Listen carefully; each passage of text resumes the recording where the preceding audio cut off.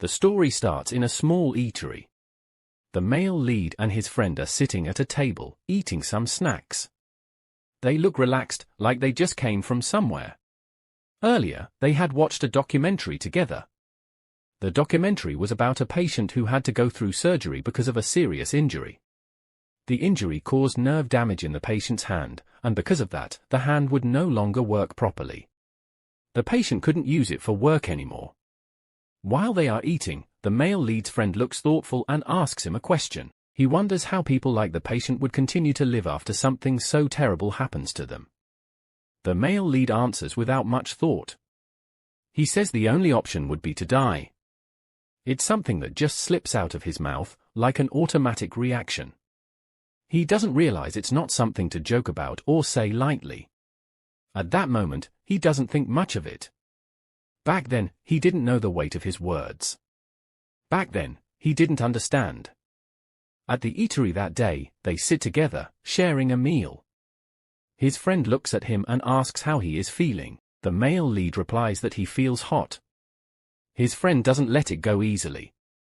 He reminds him about the last time when he said he was fine, even though he hadn't slept properly or eaten a decent meal in days. He says it like a warning, like he's tired of hearing the same thing over and over. He adds that the male lead is going to drive him crazy with this kind of behavior. The male lead laughs it off and says that going crazy is a bit much. He doesn't think it's a big deal, but his friend doesn't find it funny. He looks at the male lead's face and shakes his head, clearly annoyed. He tells him that Professor Park Sung-jae is going to lecture him again if he keeps this up. The professor is always worried about the male lead's health. Apparently, the professor calls his friend all the time to check on him and asks about every little detail, from how he's eating to whether he's getting enough rest. His friend, Mr. Kim Jong-hyuk, seems frustrated, but also a little concerned. He keeps talking, saying how the professor's constant calls are making his life harder. But deep down, you can tell he's just worried. Mr. Kim doesn't want the male lead to push himself too far. The male lead, on the other hand, seems like he doesn't take any of it seriously. He just sits there, listening but not really reacting, as if all the concern in the world isn't going to change the way he feels. His friend starts listing all the good things he has been doing for the male lead. He talks about how much effort he puts into looking out for him and how important their friendship is. He reminds him of all the times he helped him out and made sure he was okay. He says it in a way that shows he truly cares, but he also wants the male lead to understand how much he does for him. The male lead listens and thanks him with a small smile.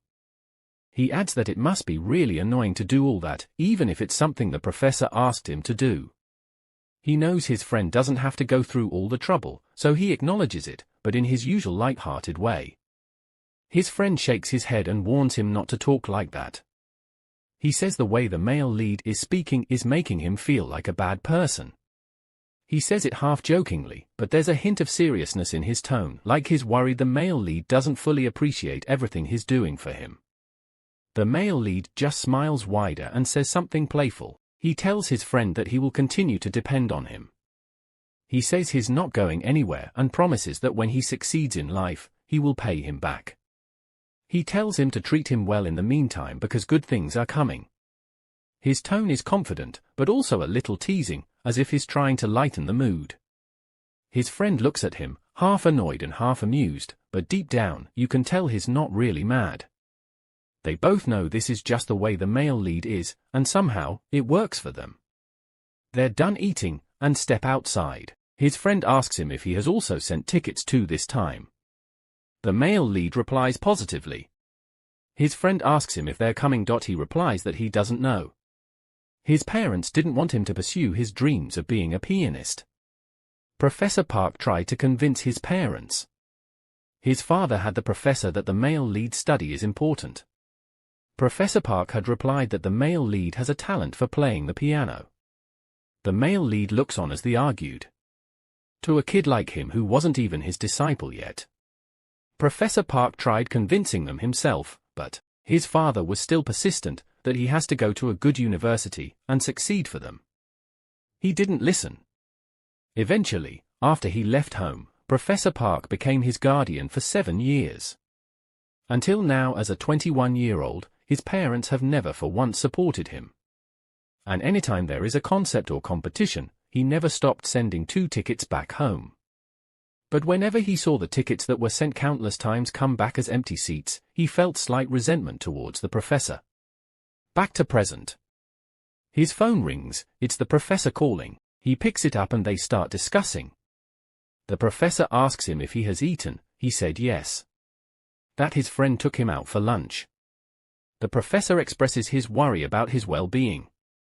The male lead asks him if he is not worried about any other thing apart from his health, citing his upcoming performance as an instance. The professor replies that there's no need for him to be worried about that. Adding, he tells the male lead that there are only 2 things he never worry about in the world. One is his apartment mortgage and another is his performance. The male lead feels honored that the professor have so much trust in him. The professor teases him, saying he doesn't have trust in him, but only on his performance. The professor tells him that he's always worried whether he would die of starvation or die in a foreign country. The male lead begs him to stop, that he might die from embarrassment. Still continuing the conversation, the professor tells him that higher parents will also come to watch him perform tonight. The male lead is surprised to hear that. The professor tells him that this is his performance at the Seoul Art Center recital hall after his victory in the international Cliburn competition, so it wouldn't make sense for his parents not to come. The male lead thanks him so much. The professor tells him that it's nothing, that he has done nothing for him as a mentor. They bid farewell and hang up. The male lead's friend asks him what the professor said. The male lead tells him that his parents are coming to watch his performance. His friend is surprised and happy. He tells him about his arrangements that he intends to make. One of them involves bringing his parents upstage. The male lead tells him to wait, that he has to call them first. His family gets uncomfortable when things are not done the normal way. He tries calling his father, it feels so weird.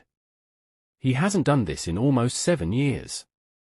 His friend is too excited, he tells him that they should go to the concert hall and make the call there. They begin to cross the road without watching. The male lead is happy that in the next 3 hours he will be having the most important performance of his life.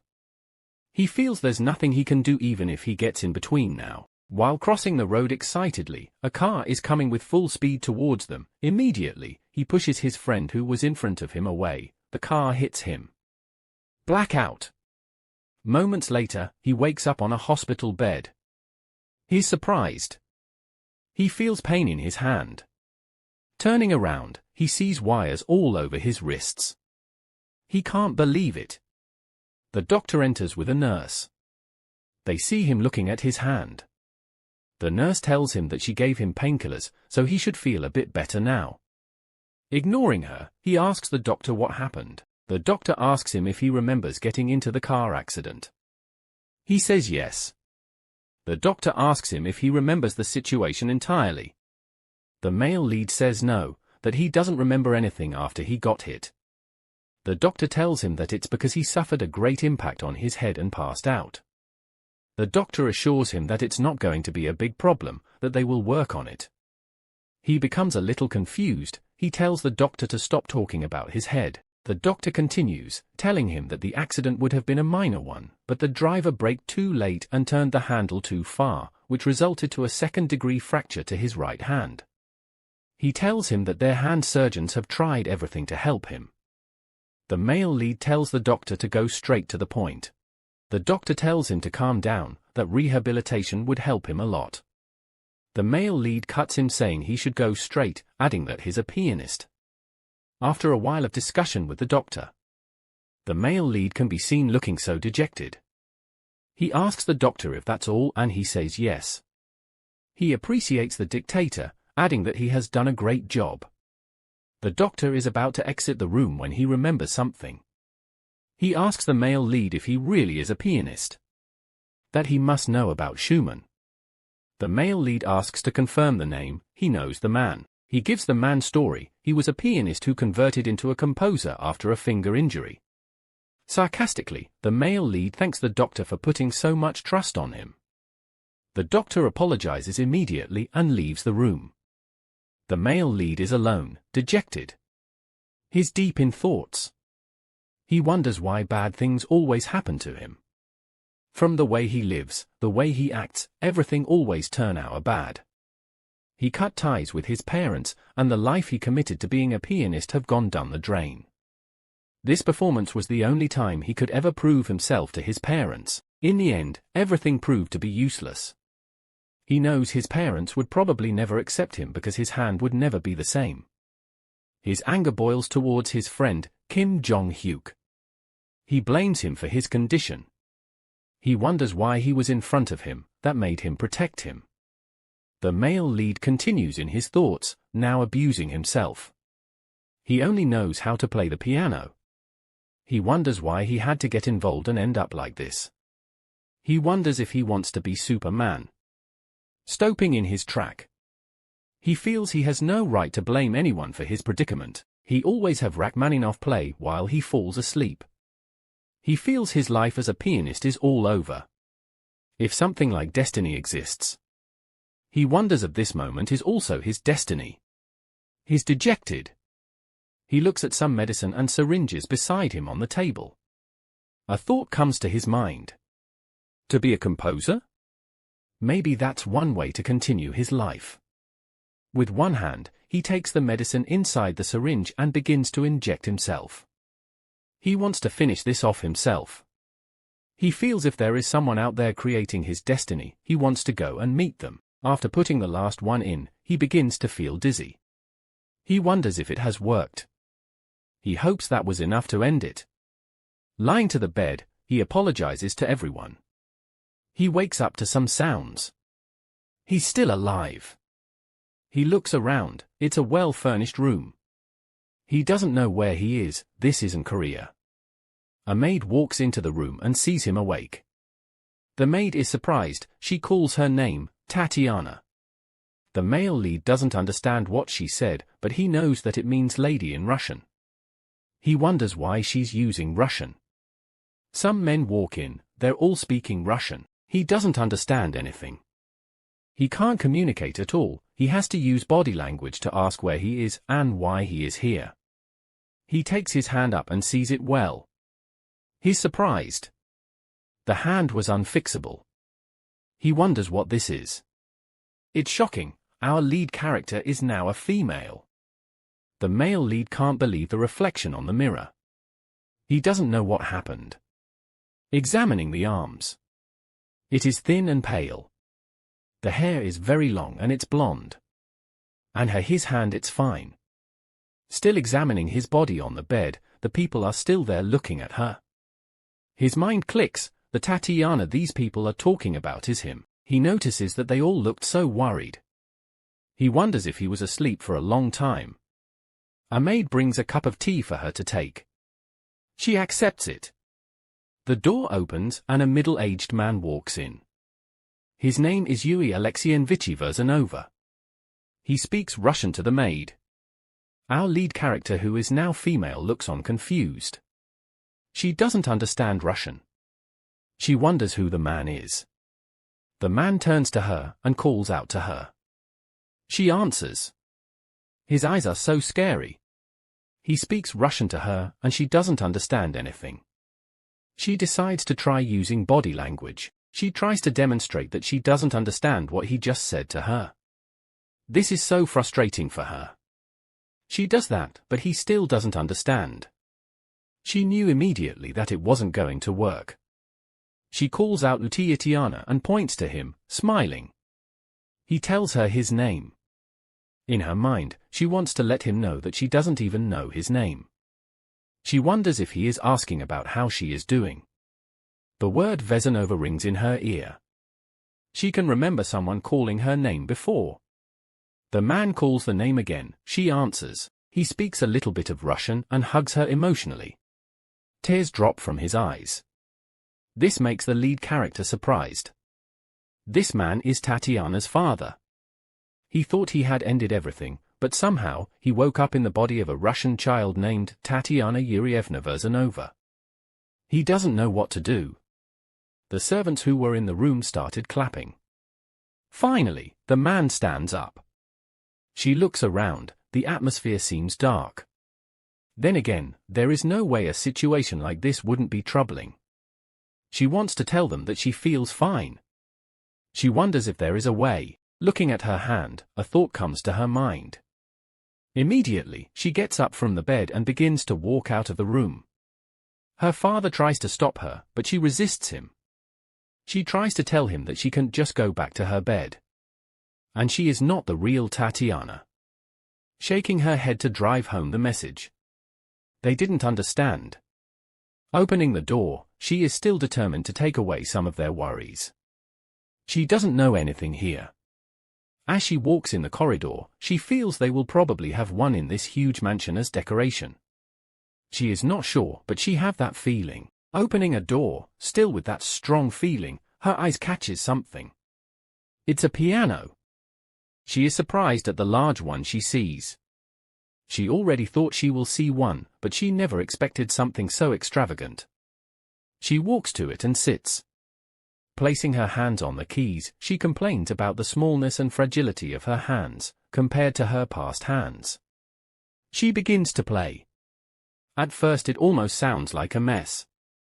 She blames it on the weak hand.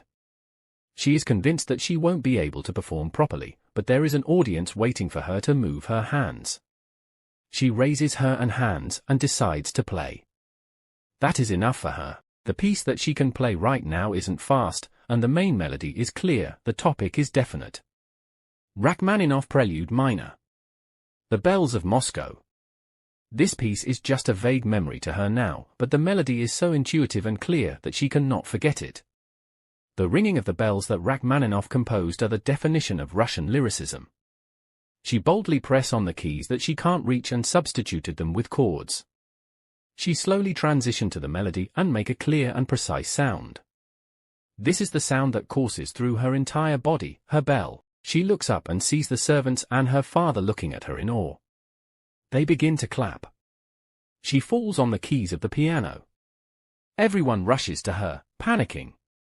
Minutes later, she wakes up with a start. She can't believe that she played the piano with those hands. She doesn't want it to be a dream. She still can't believe if she really played Rachmaninoff's Prelude. Touching her cheeks. She doesn't feel everything is real. A maid walks into the room, looking angry. She pushes her to the bed with force. The lead character is surprised. The maid is uttering some words too. The lead character doesn't know what she is saying. She wonders if she is telling her to hurry up and die already. She tries to scream. Suddenly, she wakes up, she sees a maid, sitting beside her, staring lovingly. As she opens her eyes, the maid calls her name and utters some words. The lead character is getting tired of everything, she wants someone to translate for her. She wonders why she have to live in Russia where she doesn't understand anything. Not to mention in this frail body of a girl with such a long name. She looks at the maid, she wants a mirror, she doesn't know how it is said in Russian. She tries to use body language, but the maid stares at her, smiling. After a while, the maid carries her from the bed and walks towards the bathroom. As she places her there, she comments within herself that the bathroom is very big. The maid pushes her inside and shuts the door. The lead character stands in front of a mirror and looks. She can't believe the reflection. Blue eyes and blonde hair. She looks like a doll. Stopping right in his thoughts. He feels with a face like this, he would be able to make a lot of money. Of course, just by looking at the bathroom, it doesn't seem like she will have to make money. He looks worried. The problem is, he can't live like that anymore. He lived his entire life clinging onto the piano without a family. There is no way he can just forget it all and live comfortably. If he were able to, he wouldn't have made that decision. The maid knocks at the door, saying a few words to him. He doesn't understand. He feels his first task is to fix the language barrier first, and then adjust to the new body in order to play the piano. But he wonders how much time he will need to train this slender hands. Even with his properly conditioned body from before, it took several years to master all the techniques. He knows he is not in the situation to be picky, but it would have been nice if this body was in a better condition. Suddenly, there is a bang on the door. They are trying to break it open. Immediately, he rushes to open it. The maid must have thought something was wrong because he didn't answer. He opens the door. At the same time the foot of the maid was hitting the door, it almost hit him. Looking up, he feels he would have died a second time if that leg actually hit him. Immediately the maid hugs the lead character. Inside, he feels he should quickly get used to the place, at least for the people who worry about Tatiana. He decides to try. He decides not to let this rare chance get lost in vain. A teacher is brought for the little girl. Looking at her, he feels she is acting a bit weird. He makes a face to the teacher and wonders if the child ever made such face. The teacher came from Russia's most prestigious university. Being an at-home tutor didn't affect her pride.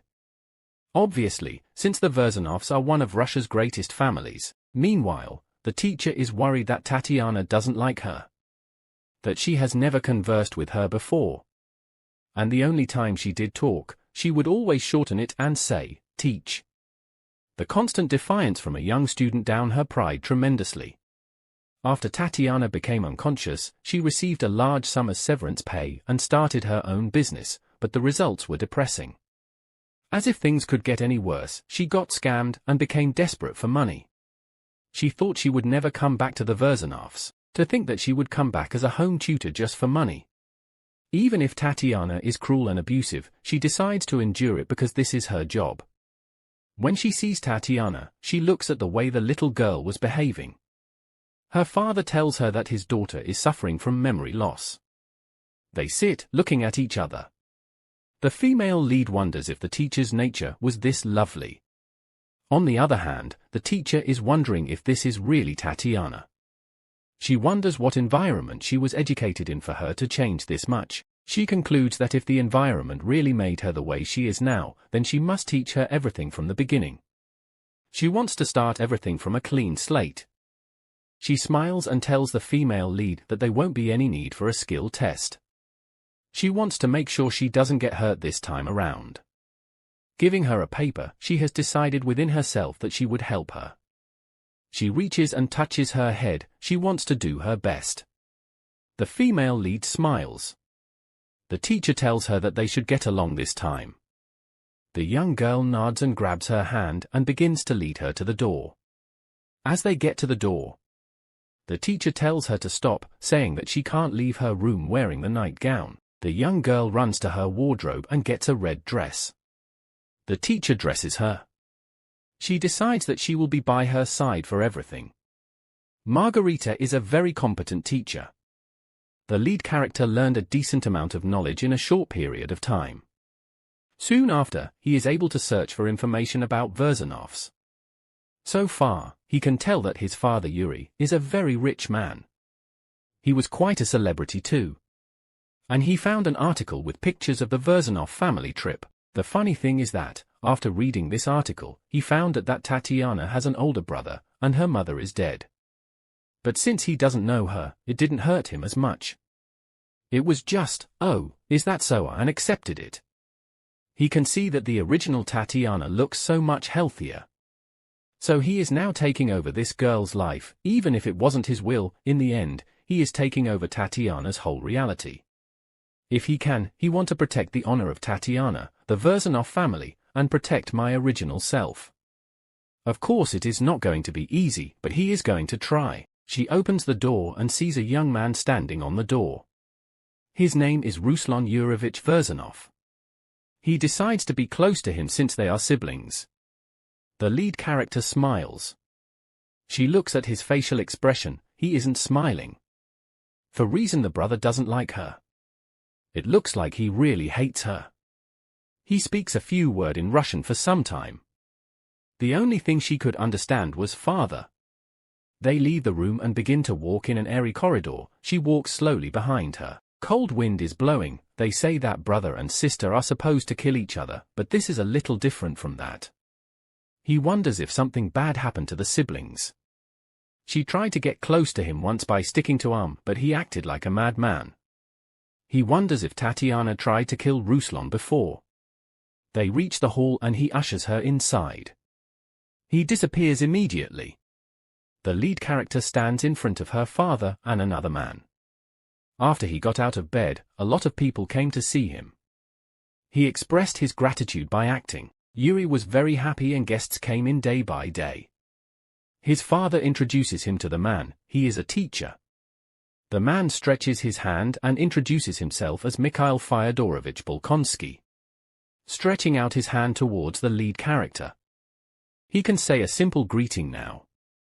Introduces his name as Tatiana, and they exchange pleasantries. The man immediately points to the piano. The lead character is surprised. The man wants to see him play the piano. This is the first time he is seeing someone so blatant. Well, it's not like he will refuse them. He walks towards the piano. He is not in full control of this body, but it won't be a problem if he chooses the song well. This time, he is going to play Tchaikovsky's song. It's not actually difficult. But if one can't express himself well, it'll turn into a boring song. This is a suggestive mood song. On the piano, he threw his right hand roughly, as if he weren't interested, but quickly followed. The use of rubato didn't break the beat of the waltz, but brought forth a free, relaxed sound. It's not the sound he desired, but a good piano can cover the gaps with its rich tone. He decides to do an octave leap to make it easier. It's not the right thing to do as a classical musician, but if he don't do this, he can only play a limited songs. He wants to play it like this for his own greed. Please, he hoped the guest can turn a blind eye on this. He finally finished playing. His hand is shaking, he only played one song. He needs to practice more later. The lead character goes and bows before the two men. He discovers that his father's face is moody. He is surprised. He played that song so well, he wonders why his face is so stiff. Meanwhile, the guest is all smiles. The lead character wonders why he is suddenly like this. He also had a stiff face before. The man bends and speaks Russian to the lead character. He doesn't understand most words, but only could get him saying they should go together. Yui says some words in Russian to the teacher. They're exchanging words. The lead character looks on. He doesn't know what is happening, but the atmosphere is serious. He hopes they're not fighting. The teacher walks towards him and tells him to follow him. The lead character is surprised. He wonders what is wrong with his man. He wonders if he wants to take a daughter in front of the father. He wonders if the man is okay. Immediately, his father comes and stands in front of him. The lead character doesn't know what's happening. The father tells the man to go back. The man replies that he isn't going to do that. The father continues, telling him not to try to push his patience to its limit. He asks the guest if the Versanovs are a joke to him. The teacher is still resilient. He reminds the father how much he has been admiring Tatiana's performance. He is of the opinion that it is better if the child is with him. The father is surprised at the authority the teacher is using to speak. He is someone who is teaching in Central Music School. The teacher tells him that he doesn't have much authority over his child, but his opinion is very important right now because he is an instructor from the Central Music School. The father argues with that, asking him if he really believes so. He believes that as a parent, his opinion is more important. Meanwhile, our lead character who have been standing behind her father all this while tries to digest their conversation. She wonders if the man really said piano. She walks out of her father's protection and meets the man, uttering to him a piano teacher. The man tells her that he is her piano teacher. Her father becomes more furious. He tells the teacher not to think too much about it. That he is not going to teach the child as long as he is her father. The teacher is frustrated. He doesn't know why her father is against it. He tells him that his daughter is a musician and she is already performing in front of many people. He reminds him that he was the one who took her to the stage. He replies that it ends today. The teacher wants to know the reason. The father tells him that he made a mistake. That if he had known this was going to happen, he would have stopped Tatiana even if she didn't want to. The teacher asks him if he is trying to send his daughter to a regular school. That it wouldn't make sense. The father asks the teacher why he is so persistent. He tells him that soon his daughter would have instructors lining up. An acquaintance listened to Tatiana playing piano. He said Tatiana understood Mazuka perfectly. What she played was close to perfection. That's why he came here to see her himself. Actually, he glimpsed that from the waltz played earlier. If he doesn't bring such talent to the Central Music Hall, then who else is he supposed to bring in? The father asks if he thinks he will be tempted by his flattery. The teacher continues, telling him that the child learnt the piano as liberal arts when she was much younger. Now he has opened his eyes to the talent that is asleep. He asks her father if she can't see it. He immediately replies that he can't. The teacher doesn't know what to do again. He looks towards the direction of the lead character. He feels it would be good if she could speak. He comes close to her and tells her that he heard that she plays Chopin Mazuka. He repeats the words slowly. He asks her if she understands. He begs her to play it for him now. She says yes and walks to the piano. He cheers her to go on and show him her talent. He looks at her in admiration. 17 set of 4 Mazukas. At first, one might mistake it for a waltz.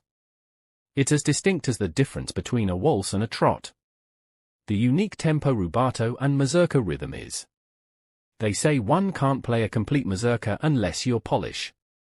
It's a complicated piece. He's sure that's the case. He notices that the assertiveness is like Chopin's. More than that, her confident attitude, if you only look at the technique, it's by no means perfect. Even from a teacher's view it would look like a mess. But it was a performance that condensed profound research and study to an amazing level. She embodies the essence of Chopin as if she has been playing for a decade. If one lacks technique, strength, he wonders what good is that one all about? He feels this musicality has much more grand value. He feels Tatiana is a genius that comes once every few decades. She finishes and the teacher claps for her. He turns to her father and asks him if he isn't impressed by that performance. Her father still doesn't agree. He tells the teacher that he can give Tatiana whatever she wants, but if it's to be a pianist, then that's a different story. He continues, saying that the Central School of Music is full of geniuses. That if his daughter enters into a place like that in her late age, he doesn't like the possibility that she might face setbacks because of it. He asks him why he should approve such a path. The teacher tells him that what he said is very valid, but one can only know when they try. He mentions a popular musician who made his debut at a late age. Her father tells him that he has a different plan for her, that he's thinking of sending her to a girls' school. That she's a smart child and she'll get used to it there, that from there she'd soon know what she really wants to do. He wants her to focus on her studies, that if she still likes the piano, they could hold a private recital for her. Suddenly, she calls him father. He turns and looks at her. She's thinking, he said he will only allow him to go to a normal school. And maybe that's the path that she, Tatiana, should take. But she knows that it's not his, because once again, his aim is to be a pianist. Maybe he'll listen to her if she cried and started shouting. He shakes himself. He wants to be realistic. Inside he wonders if he wants to do the same thing he did in his previous life. Something irreversible. Does he want to repeat that again? Back then, he was at odds with his parents. If he went back again to that time. The little girl kneels in front of her father. She tells him that she wants to play the piano. She begins to beg her father. She feels embarrassed, wondering what she is doing. She feels what she is doing right now is no different from a child's foolishness. There is no way just because she is on her knees. Her father calls to her, stretching his hand to her. He lifts her up. He speaks some words to her. She can only understand a little. But she feels he has accepted. Pointing to the piano, he tells her that she can play it.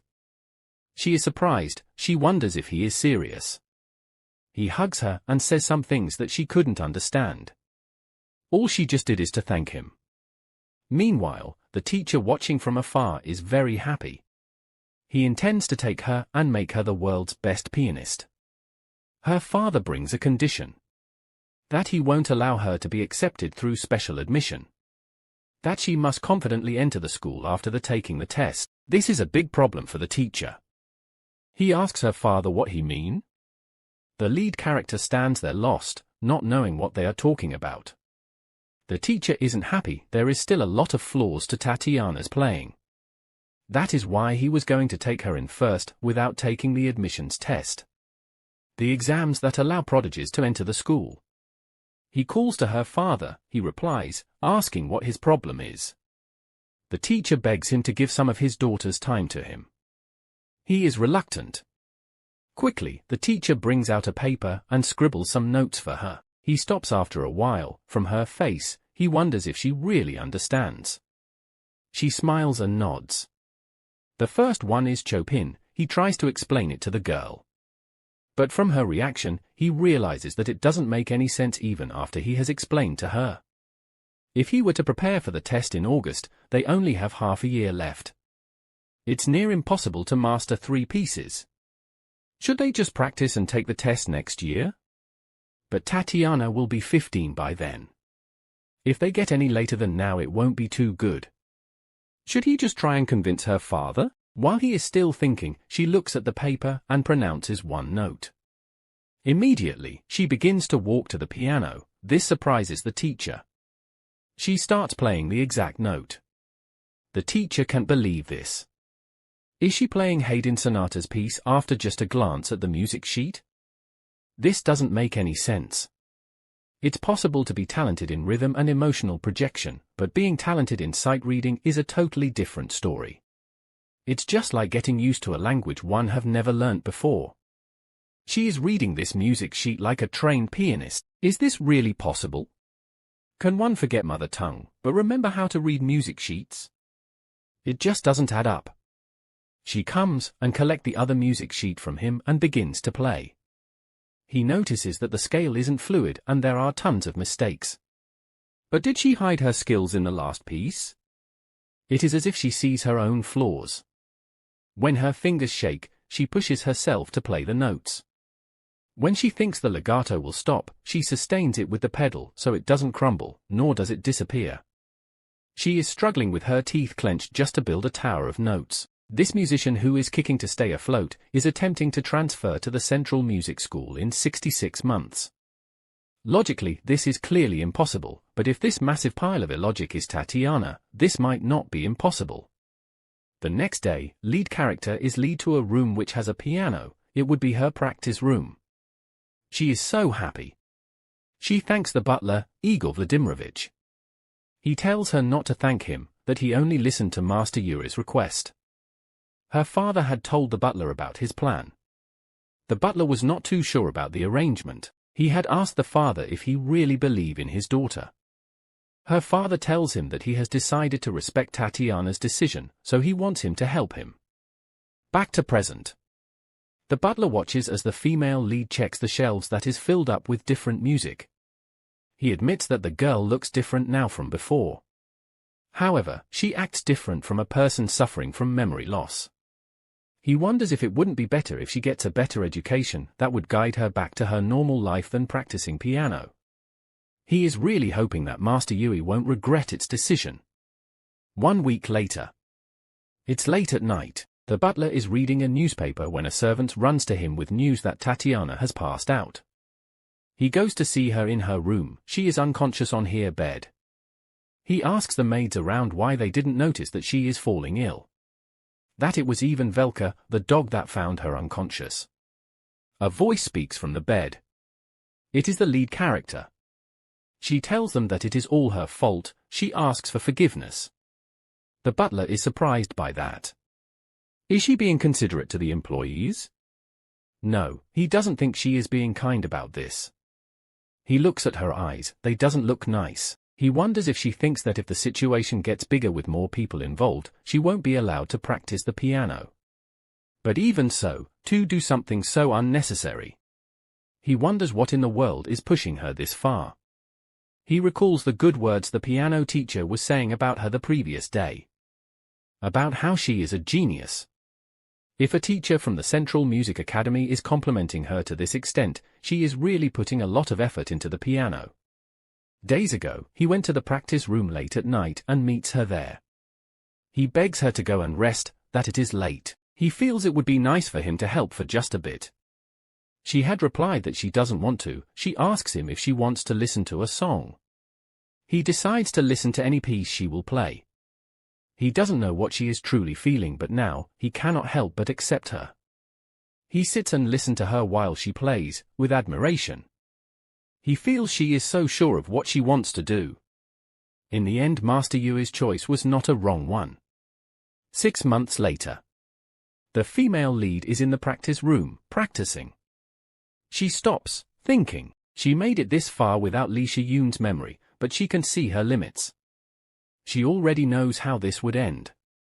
She wonders if there is really any point in going to the Central Music Academy. One day, the butler is with her in her room, giving her instructions about what would happen on the exam day. He sees her lost in thoughts. He asks her if there is anything on her mind. She asks him if she should give up on the academy and just go to the Marfo-Marinsky convent. This is a popular convent in Moscow. He asks her if he should ask Master Yuri to give her more time until next year. She tells him that that is not what she means. If destiny is the one not allowing her to play the piano. She wonders what she is going to do. He tells her that he notices that she is not worrying about the test, but she is worrying about the future. He tells her that he thinks he knows what made her act like a cold soldier. He assures her that the place she is in is not a battlefield. She tells him that he doesn't understand her. He smiles and replies that he doesn't know anything, but advises her to take things slowly. That they don't know how things will turn out to be. That there might be a different world out there that she hasn't even thought about before. She looks at him. It is obvious that he doesn't really understand her feelings at all. However, nothing got resolved, but she is feeling better right now. She thanks him for that. They arrive at the school for the test. She looks at the intimidating building. She is determined to get through every obstacle in sight. She waves them goodbye and heads inside. As she walks in, she is deep in thoughts. She is really in the Central Music Academy. She feels like an international student. As she gets to a staircase, she hears someone comments frustrated. She looks ahead and sees a young boy standing with another boy. The boy tells him to speak in a language that he would understand. He speaks some words about the exam room. He doesn't know how to say it in Russian. She recognizes the language. It's Korean. The boy asks him if he can't speak Russian. The Korean guy groans. He doesn't know how to talk in Russian language. The female lead walks to them, calling out the other guy. She tells him that she thinks the boy is looking for the test site. She volunteers to show him around. The guy tells her that she doesn't have to go that far, but she insists, telling him not to worry that she is also on her way to the test site.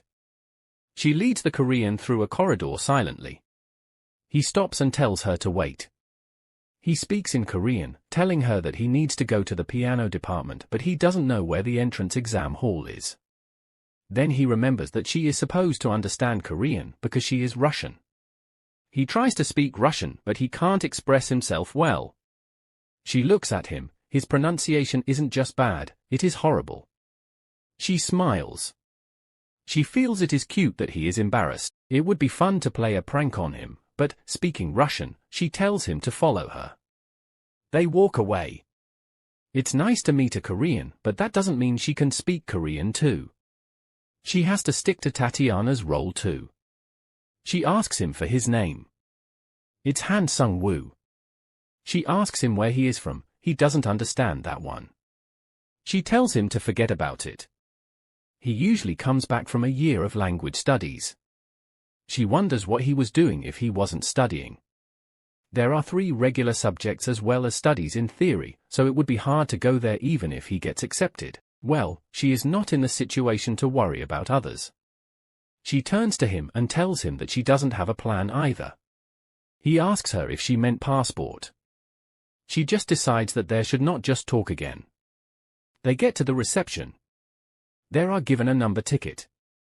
The receptionist tells them that they can go into the waiting room since they have received their ticket.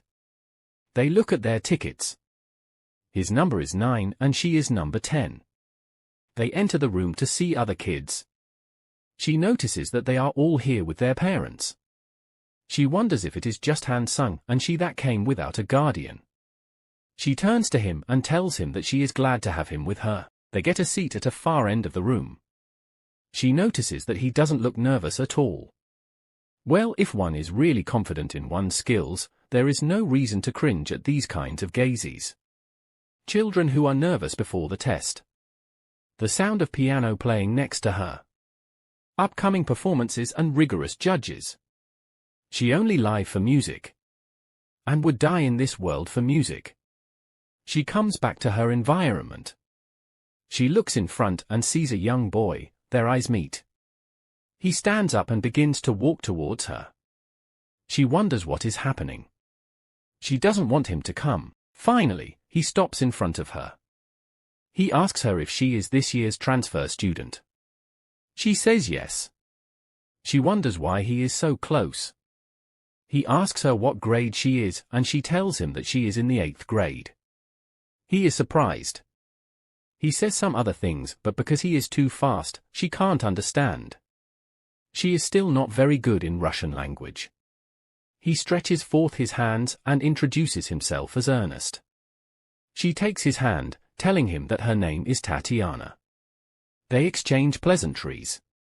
She is still not comfortable, making friends like this. Holding her hand closely, he tells her that he wants to take a look. She is very uncomfortable with this arrangement. Holding her fingers one after the other, he begins to assess them. He is too fast so she cannot understand all he says. But she can grab some. He is telling her that her hands are not like someone who can play the piano very well. And her fingertips aren't like those from transfer students in the 8th grade. She drags her hand away from him, glaring angrily at him. He sees her change in countenance and apologizes immediately. He tells her that he didn't mean to startle her, that he was just curious. He begins to talk about the entrance examination of his little brother. That he heard that she was transferring to the same grade as him. She asks him about his little brother. He points towards him. He is with someone. She now understands. Ernest is transferring into the school's 8th grade class. And his little brother is taking the entrance examination. Both brothers are getting into the Central Music Academy. She exclaims that it is amazing. He agrees with her, but tells her that he is better though. He adds that when he was his brother's age, he was very good. She looks at him thinking. She wonders why his confidence is so high. Did he skip a few grades? Then again, if he is in the 8th grade, he could only be 14 at the most. She decides to let it slide because he is a cute kid. While she was chatting with Ernest, she got a call from her father. His supportive words made her feel warm. Once she ended the call, she sent a message to Roslyn, but she was ignored. Half a year passed and they haven't gotten any closer. A voice calls out number 9 to enter the testing room. The man calls out again for number 9 to come in. Everywhere is silent. The female remembers that number 9 is Han Sung-woo. She turns to him. He is pressing his phone. He doesn't even know what number 9 is. The man asks if number 9 is not available. Han Sung is busy pressing his phone. The female lead touches him to inform him that it is his turn. He quickly stands up and follows the man. The female lead doesn't know what to do. She only just met Han Sung, but she is worried because he is from Korea. She follows closely behind.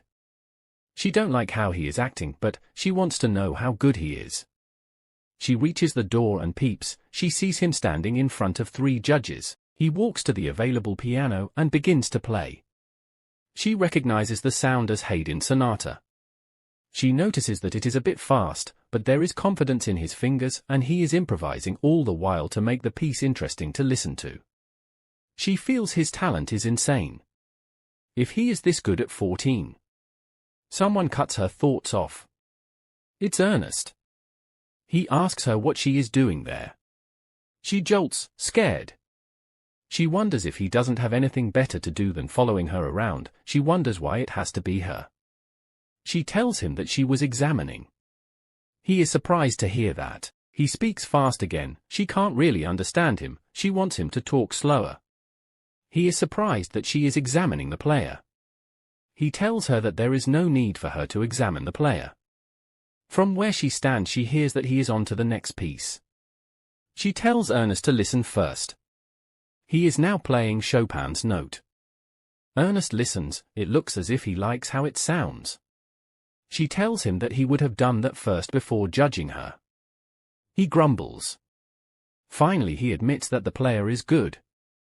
After a while, the sound changes. He stops for a while. He doesn't think what is being played is classical. It isn't New Age either. He doesn't know what the guy is playing. The female lead is frustrated. Han-sung is in one of the world's top schools and he dares to bring an original track from a movie. Even if they said we could choose their third piece, one is supposed to choose what would be accepted. After a while, Han-sung comes out. She walks to him, thinking that he might as well have played like a nervous person. Holding his jacket, she asks him what he was thinking. She asks him if he doesn't feel that all his other pieces went to waste. That he came all this way. Obviously the money he spent on plane tickets have all gone to waste. He tells her to wait. Dejectedly, he tells her that seeing both her and the teachers get angry, he realizes that he must have made a mistake in the piece he chose. She looks at him. He realizes that now. How could he make such a mistake with that talent? The door opens and they call number 10 in. She answers and walks inside. As she is about to enter, Han-sung comments that his teacher believed in him. That he guessed his teacher was also on his parents' side. She turns as she hears that. She can't believe that. So that same happened to him. She wonders if he also rejected his parents' wishes. She wonders if his teacher purposely chose a classical for him. No, that is an excessive assumption. She decides not to assume without knowing what he is going through. She walks in confidently to the piano. But what if her assumption is right? There must have been a conflict between him and his parents because he wanted to be a pianist. And if this piano teacher is cooperating with his parents, it's too unfortunate. Han-sung is too talented of an individual to just let it go like this. She doesn't know how much he will improve in the future, but she knows for sure that he is much too talented to fail just yet. Even more so, if the reason he fails is because someone acted as an obstacle. Even more. One of the judges, Ludmilla, looks at the assessment sheet of Han-sung. If it weren't for his Chusen piece, he would have been accepted on the spot. She turns to her co-judge Gusev and tries to plead number 9's case. The man tells her not to dwell on it. That there's no place for people to fool around in the Central Music School. He adds that this isn't a playground. Ludmilla brings the opinion that he must have misunderstood since he is an international student. Gusev tells her that that would have made him even more prepared. That not taking in one international student won't cause problem in the academy. Ludmilla is not feeling good about it. She always knew that his personality to cut loose ends was his best quality. But at times like this, he is really irrational. The female lead walks to their front and greets them. They like her introduction. She walks to the piano. Ludmilla thinks it is an elegant and graceful introduction. She feels as if she had become an audience member at a recital. She wonders what performance the female lead will show them. She begins to play Haydn Sonata. The female judge is still thinking about her. This piece has no choice but to feel bright since it's in the F major key, but when this kid is playing, it's like the Mars gives off which such an unexplainable feeling. She wonders what took the female lead so long to come up. It's such a marvelous ring. She begins to play Chopin's Variations. The woman still looks on. Variations brilliant too. There's no point in leaving a check mark. This child is absolutely perfect. She finished playing. Gusev begins to clap. Ludmilla is surprised. He's never been the type to express his feelings like that after an exams. But it is understandable. Who would have imagined a child like this popped up in front of us? All that's left now is the chosen piece. If she came with the Liszt or Rachmaninoff, she will have nothing to do except to give her a standing ovation. She stands up and asks them what her points are. They asks her why she asks. The woman thinks about the scores. It's obviously an overwhelming perfect score. There's no need to grade them again. The female lead replies that she was thinking that it might be a perfect score. She sits back down to the piano. She tells them that for the last piece, she'll leave it to the person who have chosen to give her a perfect score. She begins to play a film. The woman is disappointed that the female lead also chooses a movie soundtrack for her final choice. Gyuzev begins to look disappointed. The female lead can see the disappointment on their faces. She's dejected. She's angry that she has just let everything go down the drain. But the only way to save Han Sung would have to be by ruining the standards of the chosen piece criteria even by just a bit. She hopes that the plan better works. She gets off the piano and asks them what her score is now. Gyuzev stands up angry. He asks her if she just had the mind to ask that? That her chosen piece has no score and she won't be able to pass. He flings her assessment sheet. She looks sad. Is she going to fail just like that? Ludmilla stands up and asks him if he is really going to drop number 10 like that. He says yes. She becomes angry. She asks him if he knows the situation they're in now. He asks her what it is. The other judge inputs that it's Magic Waltz. She explains to them what happened in the movie. The legend of 1900, on top of the roaring ocean, inside the Virginia, he unlocked the piano on that ship. With his friend, the piano genius named 1900 played a piece full of excitement. He was born on a boat and lived on the boat. The only place left for him to go was the ship's boiler room. The female lead asks if the ship's captain didn't think it will be a waste to throw the both of them into the sea. The woman continues, saying that the character was from the year 1900, that since the waltz is from that year, it can classify as a classic. She asks Ludmilla what she thinks about it.